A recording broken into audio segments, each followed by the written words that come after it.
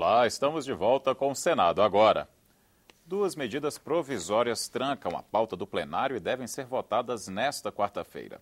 Uma delas acaba com a taxa de licenciamento para veículos agrícolas e não levanta polêmicas. Mas graças a um acréscimo no texto original, a MP do salário mínimo mobiliza centrais, associações de aposentados e preocupa o governo. E não é a única.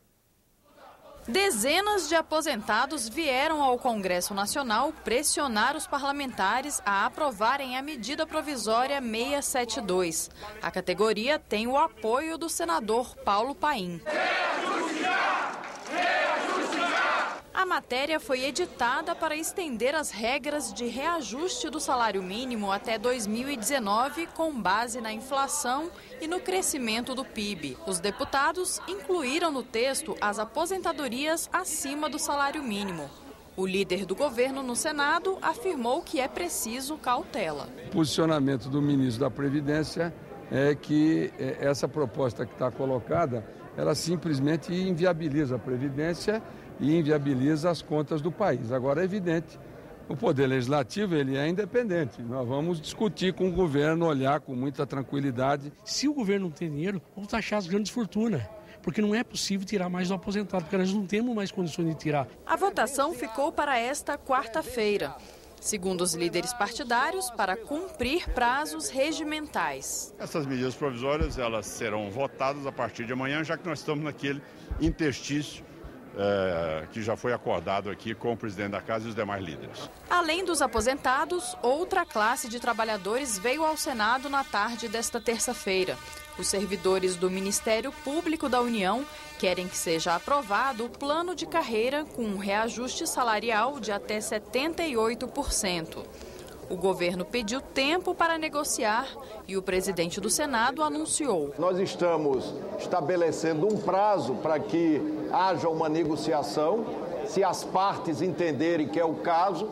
Em havendo negociação, melhor. Não havendo negociação, nós vamos apreciar aqui o projeto. Governistas também querem tirar da pauta o projeto que acaba com a obrigação de a Petrobras ser operadora de pelo menos 30% do pré-sal. Estou convencido que está se criando uma maioria nessa casa de que esse assunto tem que ser melhor debatido.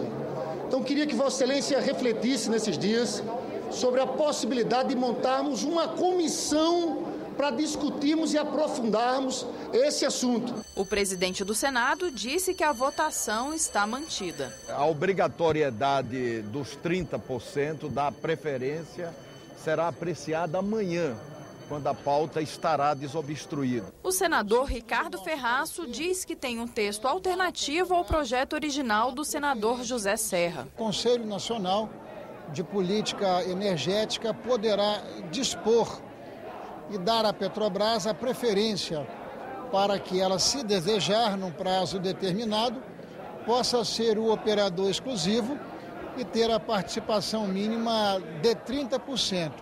Então a Petrobras deixa de ser obrigada e passa a ter a preferência.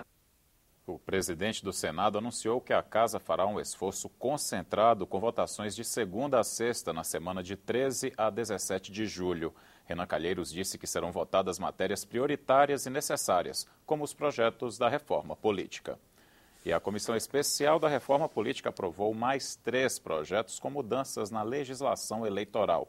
Agora já são 4 propostas que devem ser votadas no plenário do Senado na próxima semana em regime de urgência. Se um prefeito, governador, senador ou presidente da República tem o mandato cassado pela Justiça, quem assume é o segundo colocado. A Comissão da Reforma Política mudou a regra. Nesse caso, haverá nova votação se faltar até 6 meses para a eleição seguinte. Se faltar menos que isso, a escolha será indireta. O tribunal, que está acostumado a cassar por uma série de motivações, ao ter que fazer outra eleição, o tribunal vai medir efetivamente o que é causa e efeito para saber efetivamente o que é que cancela e o que é que não cancela. A comissão também aprovou uma nova cláusula de barreira. A ideia original era que, para garantir acesso ao fundo partidário e à propaganda de rádio e TV, as legendas deveriam ter diretórios em 50% dos estados e municípios. Os senadores reclamaram e o relator mudou o texto. Até 2018, as siglas devem estar presentes em 10% das cidades e em metade dos estados. E a partir de 2022, em 20% dos municípios e em 2/3 dos estados. A gente aqui ficar, de certa forma, não criando nenhum mecanismo para os partidos continuarem da forma que são hoje, cartórios que funcionam debaixo do braço e que você não tem nenhuma garantia. Se nós vamos exigir fidelidade partidária, porque vai vir a fidelidade partidária para tudo. Tem que democratizar o espaço partidário. Tem que estar constitucionalizado, tem que estar institucionalizado, porque senão você vai ficar à mercê de donos de partido que vão ter posições divergentes. Regras mais duras também para calcular o tempo da propaganda eleitoral. Hoje, os 28 partidos com representação na Câmara têm direito a um programa de rádio e TV por semestre. O tempo é igual para todos, 10 minutos. O projeto cria uma escadinha de acordo com o número de parlamentares eleitos. As siglas com mais de 10 deputados ficariam com os 10 minutos. De 5 a 10 parlamentares, 5 minutos. E de 1 a 4, 2 minutos. Quem não eleger deputado fica sem tempo de rádio e TV. A escadinha garante o mínimo de 2 minutos ao partido que não tem deputado eleito, mas fez pelo menos um senador. Eu não sou favorável, porque acho que o projeto é prejudicial à pluralidade de ideias. Acho que ele não representa um avanço. Acho que ele retrocede em relação ao sistema vigente. Nós estamos procurando valorizar a atividade partidária. Isso é fundamental. E também dando clareza na legislação para que a gente não fique reclamando que o TSE está fazendo uma ação que deveria ser do Congresso. O plenário do Senado autorizou o diplomata Carlos Lazari Teixeira a representar o Brasil como embaixador no Equador. José Norberto Campelo foi confirmado para o Conselho Nacional de Justiça. Também foram confirmadas 5 indicações para o Conselho Nacional do Ministério Público. O Congresso Nacional se reúne nesta quarta-feira para examinar 10 vetos presidenciais.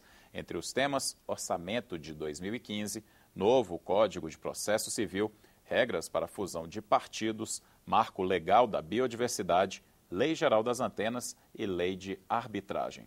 A sessão está marcada para as 11 da manhã no plenário da Câmara dos Deputados. O repórter Dante Ascioli tem as informações. Senadores e deputados devem analisar 2 vetos ao projeto que regulamenta a PEC das domésticas. A presidente recusou um artigo que estendia aos vigilantes os horários de trabalho e descanso das empregadas.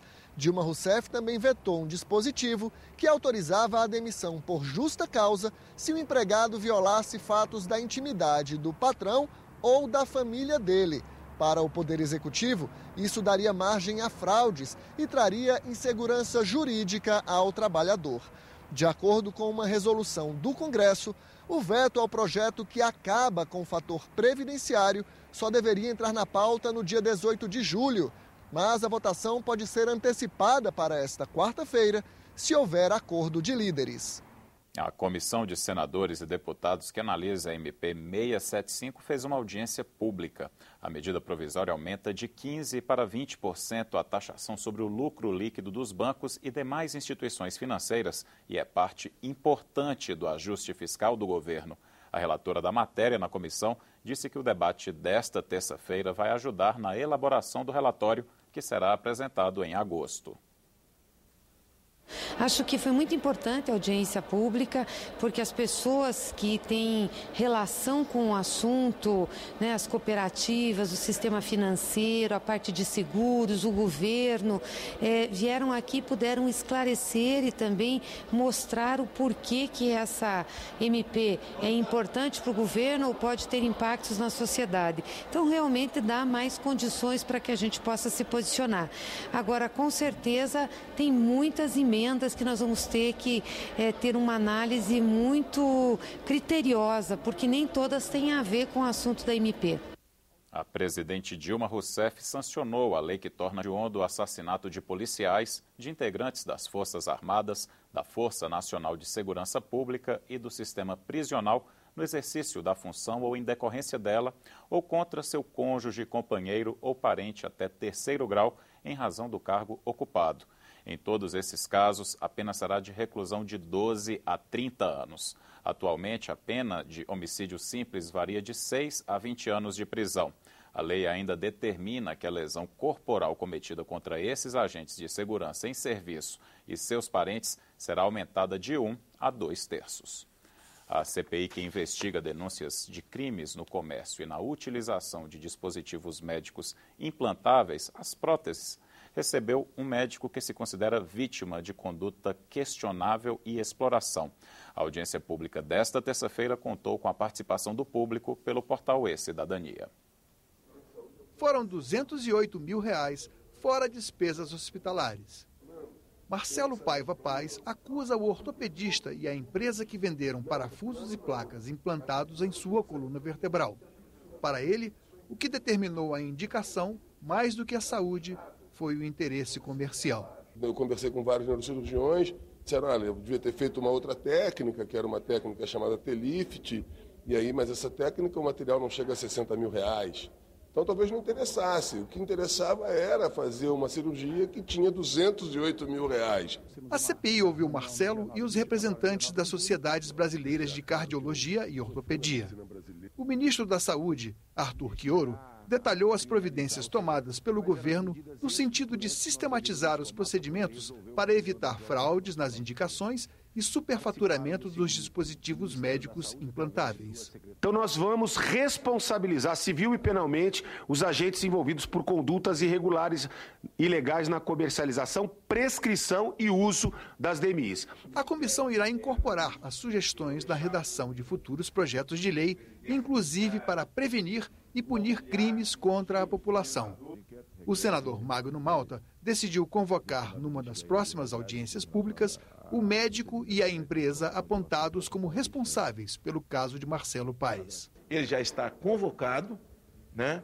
Representantes das empresas também estão convocados, e o passo seguinte é a quebra de sigilo dele, todos os sigilos, telefone, bancário e fiscal, né? Nós levaremos essa oitiva para o Rio de Janeiro, porque lá no Rio de Janeiro nós queremos fazer essa cariação com o médico, o doutor Marcelo, que esteve aqui fazendo as denúncias. A Comissão de Ciência e Tecnologia realizou uma audiência pública sobre a política de universalização da banda larga no país. O prefeito de São José dos Campos apresentou a experiência das escolas interativas do município. Já são 17 mil alunos de ensino fundamental participando do programa, que enfatiza a capacitação dos professores e a integração com os pais. As aulas são ministradas com projetores digitais e os professores usam notebooks e os alunos recebem tablets ao custo de cerca de R$1.000 por estudante. O foco é a melhoria do ensino, capacitação e apoio permanente. Isso é fundamental, né? Porque o programa ele não sai a 200 km por hora. Né? Ele vai ganhando velocidade e a todo momento você tem que estar investindo na formação, na capacitação. Os representantes do governo mostraram a situação atual e a previsão de expansão da banda larga no país. De acordo com o secretário de Telecomunicações, a internet de alta velocidade cresce 3 vezes mais rápido no Brasil do que no resto do mundo.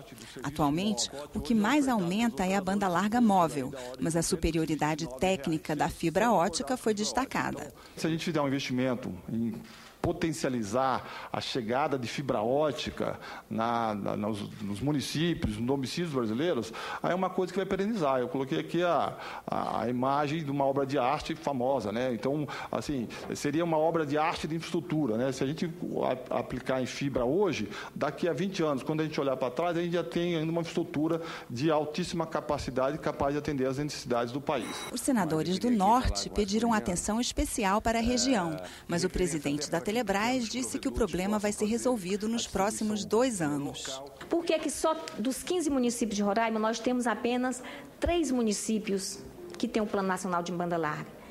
Nas nossas escolas públicas, nós temos apenas a metade das escolas e todas concentradas na capital, que tem um Plano Nacional de Banda Larga. Sobre a região norte, além do que foi colocado, a Amazônia Conectada, eu acho que o nosso satélite, que não falta muito tempo, né? Eu sei que todos nós somos muito ansiosos, mas daqui a 1 ano e meio, mais ou menos, ele estará no ar. Os senadores da comissão aprovaram o plano de trabalho para avaliação das políticas públicas de formação de recursos humanos para ciência, tecnologia e inovação, com foco especial no programa Ciência Sem Fronteiras. O relatório vai ser apresentado até o fim deste ano. O plano prevê audiências públicas com os órgãos ligados ao programa Ciência Sem Fronteiras, consulta ao TCU e análise da execução orçamentária. Também está prevista uma pesquisa com beneficiários do programa realizada pelo Data Senado. A gente quer fazer um apanhado naqueles que fizeram Ciência Sem Fronteira para que a gente tenha realmente um diagnóstico se isso está valendo a pena ou não está valendo a pena. E aquilo que pode ser melhorado para que a gente possa aqui no final encaminhar uma proposta. O Senado vai homenagear personalidades que trabalham pela inclusão de pessoas com deficiência. O Conselho da Comenda Dorina Gouveia Noil foi instalado nesta terça-feira. A criação da Comenda Dorina Gouveia Noil é uma iniciativa da senadora baiana Lídice da Mata. Dorina Gouveia foi uma menina que aos 17 anos ficou cega e dedicou toda a sua vida à luta para a inclusão das pessoas com deficiência, tendo ela, pelo seu trabalho, ela sido responsável pelo atendimento de 17 mil pessoas. Após a instalação do Conselho, a senadora Lídice e o senador Romário foram eleitos presidente e vice. O Conselho decidiu homenagear em memória a professora especialista em educação para cegos, que deu nome à comenda, a paulista Dorina Gouveia Noil. Morreu em 2010, aos 91 anos. A comenda será entregue em uma sessão especial no plenário do Senado no mês de setembro. É um reconhecimento do Senado da República àquelas pessoas que desenvolvem trabalho de inclusão. Inclusão às pessoas que têm qualquer tipo de deficiência. E geralmente esses são trabalhos voluntários, são pessoas que dedicam toda uma vida, realizam um conjunto de atividades apenas pensando em como pessoas com problemas, com deficiência, podem se inserir com maior facilidade na sociedade. E para surpresa da repórter Solange Calmon, ela será uma das personalidades agraciadas com a primeira comenda Dorina Gouveia Noil. A repórter e apresentadora do programa Inclusão da TV Senado só soube da homenagem enquanto fazia a reportagem que você acabou de assistir. Foram aprovadas essas que foram aqui anunciadas: Araci Maria da Silva Ledo, Lonia Lisete Manica, Mara Gabrilli, Maria Luísa Costa Câmara, Roseane Calvacante de Freitas, Rosinha da Defal e Solange Sotelo Pinheiro Calmon. Parabéns a todos. Quero cumprimentar todos os nossos agraciados, cumprimentando você que está no seu dia a dia aqui, procurando sempre inserir essas pessoas que são consideradas as mais frágeis, as mais fracas da sociedade e garantir a elas uma qualidade de vida melhor. Você é muito merecedora desse prêmio. Muito obrigada, senadora. Nossa, agora você só me entrevista nessas coisas assim que você está emocionada, né? Tá vendo que maravilha? A comenda Dorina Gouveia Noil será entregue no dia 24 de setembro em sessão especial no plenário do Senado. O Senado agora volta a qualquer momento com outras notícias. Até a próxima.